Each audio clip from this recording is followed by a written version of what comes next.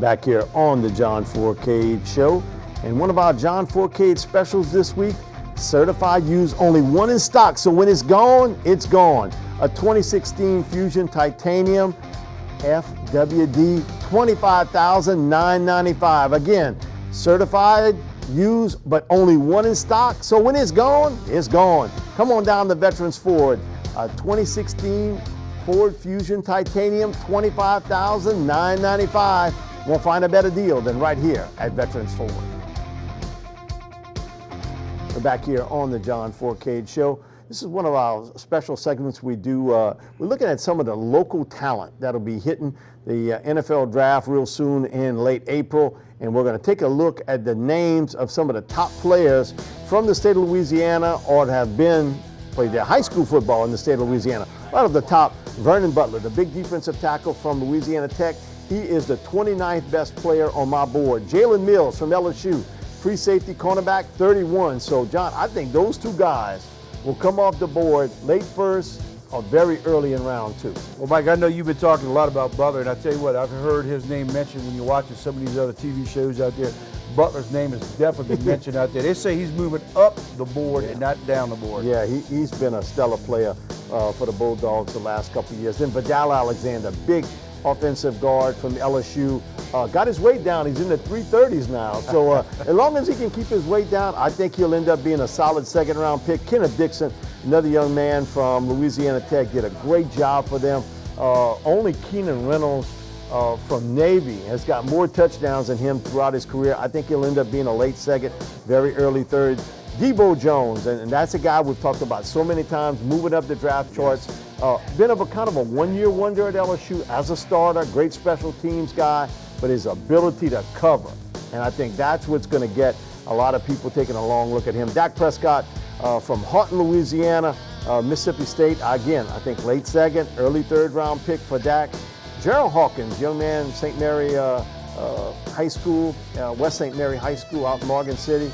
Has played both left and right tackle at LSU. Harlan Miller, outstanding cover cornerback from southeastern Louisiana. Rashard Robinson. Well, when he came in, a lot of the LSU coaches thought he was a better cover guy than Tre'Davious White, where he had a host of off-the-field issues, gets kicked out, and a guy that has been a magnet for trouble. But you talk about talented, and that's Duke Williams from Auburn, from East St. John. John, off the air, we were talking a little bit about Duke, and he's a guy that when he was in high school, he was as physically gifted a wideout as I've ever seen come out of the state of Louisiana. Size, speed, the ability to make a big play.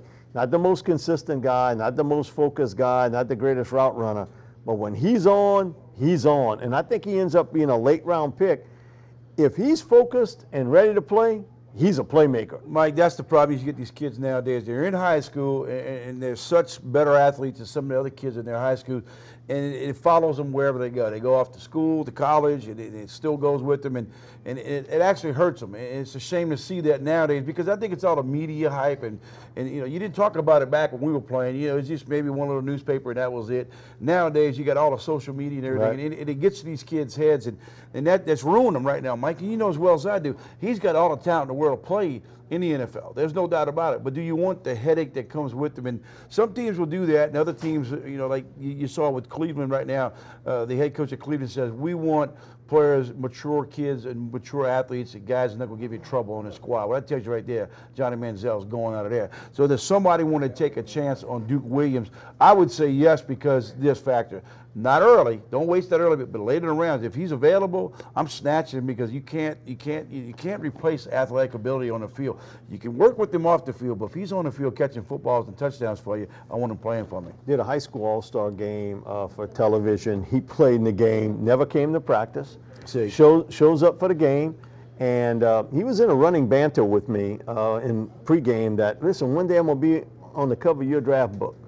And he didn't play in the first half, and Johnny caught 9 passes in the second half. You're not supposed to have, like, double coverage and all that. I mean, he just threw the ball up, and he was catching. No matter who was covering him, and they were double covering him, triple covering him, he was still making plays. It goes to show he's got the talent, but, I worry about the work ethic and focus. Right. Well, here's another guy I'm going to bring up. The guy played. He made All-Pro this year. Plays for Kansas City Chiefs. Went to Washington. Name's Peters. Marcus Peters. Marcus Peters got in trouble with Washington. Got kicked off the team. They want nothing to do with him at Washington. you ain't heard a word of people about him in the NFL far as troublemaker. So sometimes you guys got to get around the right group of people. Andy Reid in Kansas City or where it may be. Some of these guys, they get away with so much in college. You know as well as I do. When these kids go to college, some of these college coaches feel like, you know, here's my stud. He's a great player. We'll let him do what he wants to do. And then that just trickles down to 4 years of being there, 3 years of being in college. You get away with everything, and that's the problem you have with some of these college guys. And I blame a lot of it on the college coaches. They let these kids get away with murder in college, and it's a shame. But in the NFL, it's going to be a little bit different because you get cut in the NFL, you lose your money. One of the things too is, and a guy you saw play a lot, he was, I would say, a middle-range recruit in Dak Prescott. Late LSU loses Gunnar Kiel. They come running after Dak at that point, but Dak's mother, who was alive at that point, said, hey, listen, you committed to Mississippi State early, that's where you're going to stay. And he stayed with Mississippi State. Your evaluation of Dak Prescott, you've watched him now for the last 4 years, he put Mississippi State football back on the map, and how good of a player he is. Another thing, Mike, is he's at the Combine right now up in Indianapolis. You know, and I guarantee you when he's with these other quarterbacks to compete against, and he's holding his own against them. For what you heard and what I've heard, he's moving up the ladder as well. There's some teams out there I know for a fact that are looking at him, draft him kind of early, because what he did at Mississippi State, he took that team upon his back, and he rode them, and he did everything that he did, and you don't hear anything bad about it, and he improved his passing. And that's the thing about it. They want to know, can he throw the football from the pocket? And that's what he did this past senior year that he didn't do his junior year. That's why I think he's going to be an excellent NFL quarterback. Might not be a starter at the bat, but I think gradually he'll work his way into it. I agree with you. The other thing, too, is I thought he was a bit of a bolter, a guy that if his intentional man didn't get open right off the bat, he would take off and run with it. A lot of it's got to do with their offense, too. Their offense is if it's one and done. If he's not there, you got to go with the football. That's why it's killing these quarterbacks who run the spread, because there's no reading. It's just if he's not open, take off. That's why I think Jared Goff is going to end up being the first quarterback pick. Yes, if you look at him, Carson Wentz, man, Hackenberg, I mean, he's all over the board. I wouldn't touch him as a player. Dak certainly has improved, but Jared Goff playing at Cal, he's read coverages better than any other guy coming out in this draft class. There's no doubt about it. There's different type of spreads. There's a spread offense where you're reading the coverages, and then there's spread offense where it's just one and done. And that's what Goff brings to the table. With the way he played out in California, he reads coverages, and he goes to his progression. And I guarantee you, he's the number one quarterback. I think Cleveland picks him. We'll be back with more of the John Fourcade Show, sponsored each week by Veterans Ford.